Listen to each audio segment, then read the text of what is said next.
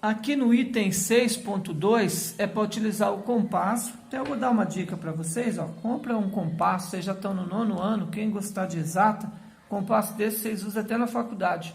E é uma boa aquisição. Então construa um triângulo de lado 1 centímetro, 3 centímetros e meio e 5. Então é para construir um triângulo com essas medidas, ó. 1, 3 centímetros e meio e 5. Então vamos construir. Então começa pela medida maior. Então pega aqui 1, vem até no 5. Aqui deu 5, então marca. Aí pega a medida de 1 centímetro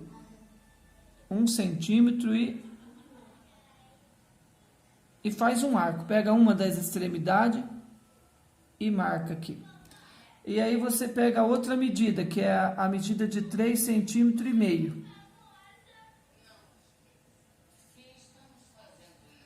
Opa, bugou. Por que deu errado aqui? Vocês perceberam que não foi possível construir o triângulo, né? Então, um triângulo, para ser possível construir, tem que ter uma certa... Tem que ter alguma regularidade, algum padrão nas medidas. Então, suponha assim que os três lados, o A é o maior de todos. O A é maior que o B, que é maior que C. Se você pegar os dois pequenos, o B e mais o C, os dois juntos, tem que superar o A. E não é o caso aqui, porque se a gente pegar aqui, ó, o 1, que é o 1, e mais o 3,5, não é maior do que 5. Por isso não tem a existência desse triângulo. O outro também não vai existir, porque é para construir também um triângulo com 2, 7 e 10. Então, se eu pegar os dois menor, que é 2 mais 7, 2 mais 7 dá 9. 9 não é maior, ó, não é maior ou igual não, é só maior. Tem que ser maior mesmo, nem igual serve. Não é maior do que 10, então não dá para formar o triângulo. Esse 6.2 é para a gente rever, né, a existência de triângulo. Então, o teorema da existência do triângulo é esse. A soma, os dois lados menor, somado, tem que ser maior do que o outro lado do triângulo, o maior lado do triângulo. O 6.4, a gente está na página 35, tá? Parece que eu falei 34 aquela hora. Não é 34 não, é 35. O 6.4 é para construir um triângulo com um lado de 4 centímetros e o outro de 6 centímetros, formando um ângulo de 40 graus, entre esses dois lados. Depois construa outro triângulo com um lado de 8 centímetros e outro de 12, formando um ângulo de 40 graus também entre o lado de 8 e de 12. Eu vou adaptar essa questão porque eu não tenho um transferidor de graus. Bom, como eu estou aqui sem um transferidor de grau, eu vou adaptar. Esse ângulo aqui do esquadro, ó, tá vendo? Esse ângulo aqui, ele mede 45 graus. Então, eu vou usar o ângulo do esquadro aqui. Então, aqui pelo menos eu sei que eu tenho 45 graus. Então, eu mudei o ângulo de 40 para 45. Aí é para fazer assim, é para a gente construir um triângulo, né? Uma medida é 4 centímetros. Então, vamos marcar aqui, 4 centímetros, uma medida. Vou usar aqui mesmo a própria... Aqui, deixa eu fazer isso melhor aqui.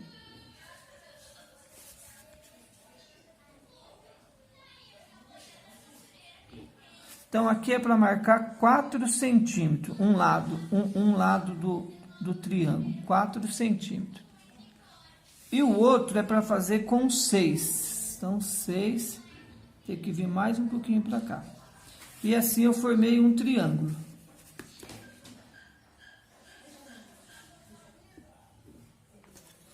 Então, eu tenho aqui um triângulo. Esse lado aqui mediu 4 centímetros.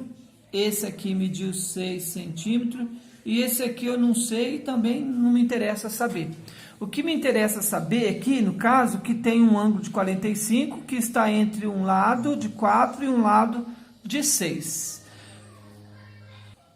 Bom, vou fazer outro triângulo carregando esse ângulo junto, então. Então, aqui eu vou usar, então, esse aqui, o meu esquadro, para fazer um ângulo de 45 graus.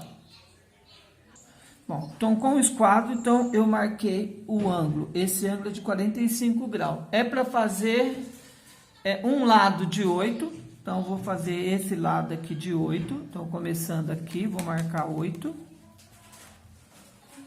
Vem até aqui, 8. Vai do 0 até no 8. E um de 12. Então, aqui é maior, 12. Então, aqui um com 12. Marca aqui no 0. E aqui vou fechar o triângulo.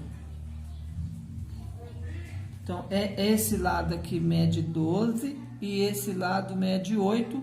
Esse aqui não me interessa saber. O que me interessa saber é que tem um ângulo de 45 graus e ao redor dele tem um lado de 8 e um lado de 12. Aí vem a pergunta, os triângulos são semelhantes? Né? Os triângulos são semelhantes? Eles são semelhantes. Né? Deixa eu subir um pouco mais aqui. Os dois triângulos são semelhantes.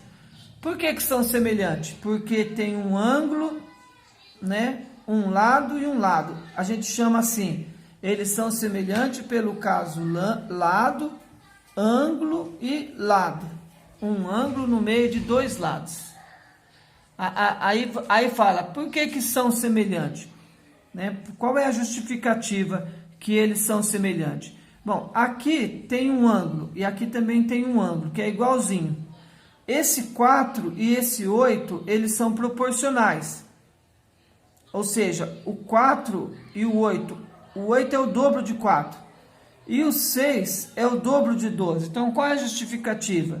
Eles têm um ângulo que é igual e tem dois lados que são proporcionais, tem a mesma razão. O grande é o dobro do pequeno. Ó, esse exercício é o 7.1. Aqui diz no início, na pergunta, que o alfa e o beta são congruentes. Esse alfa e esse beta são congruentes. A gente pode também dizer, porque aí vem a pergunta, esses triângulos são semelhantes? A resposta é eles são semelhantes sim. Mas o duro é justificar isso aí, por que sim? Bom, esses dois ângulos a gente já observou que tem dois ângulos iguais. Um ângulo num triângulo e outro ângulo beta no triângulo maior, eles são iguais, é o mesmo ângulo. Porque foi dado no problema. Esse ângulo aqui e esse também são iguais. Eles são OPV. Então, isso aqui é OPV. Esse ângulo aqui, ele vai ser esse mais esse, o que falta para 180. Então, isso aqui é o suplementar. Então, esse daqui também vai ser o ângulo que falta para 180. Ou seja, esse ângulo e esse aqui é igual também. Esse ângulo e esse aqui é igual. Mas o caso que a gente aqui, de semelhança que existe, é que a gente tem dois ângulos aqui e esse lado. Então, aqui eles são semelhantes, né? Sim, os dois são semelhantes. E qual é a justificativa? Ele tem um ângulo, um lado e um ângulo igual. Ângulo, um lado no meio e um ângulo, que é semelhante. E no outro também, tá?